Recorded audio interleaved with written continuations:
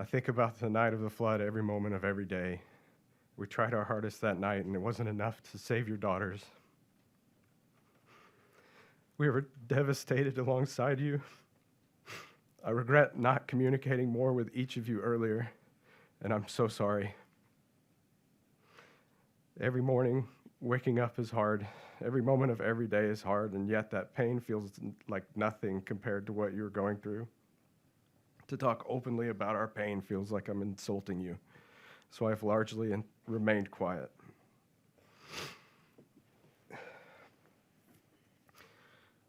This flood we did not see coming, and Miss Garrett pointed out yesterday that my father, Dick Eastland, was on his toes that night, actively searching for information about the weather.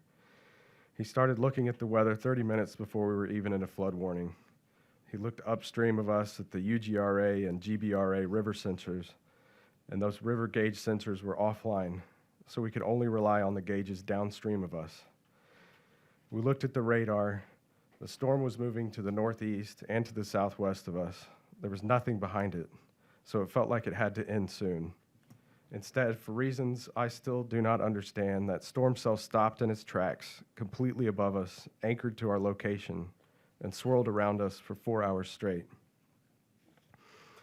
And as the flood warnings updated, it is clear that even the experts didn't understand exactly what was happening on the ground at the time. At 3:19, the National Weather Service was predicting this to be a 5-year flood. At 3:33 a.m., they predicted it to be a 10-year flood.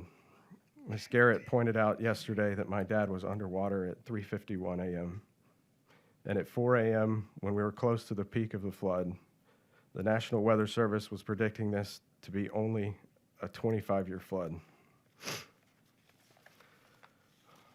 My father called on us to start evacuating the cabins closest to our dam at 3 a.m. when it became apparent that this heavy rain event was growing into a large flood. It was the same thing he had done in 1978 and in 1987. During those floods, water never got inside any of the cabins. Our evacuation that night started off as precautionary and then quickly changed to an emergency. I understand completely when people point out the things we could have done that morning. I think about those things every day. A flood 3 feet lower would have made a lot of our actions seem better, and a flood 3 feet higher would have made a lot of our actions seem worse. I do believe that all of our actions that morning were based on reason from the knowledge we had from previous floods and in the moment. Our concept of high ground has now changed forever.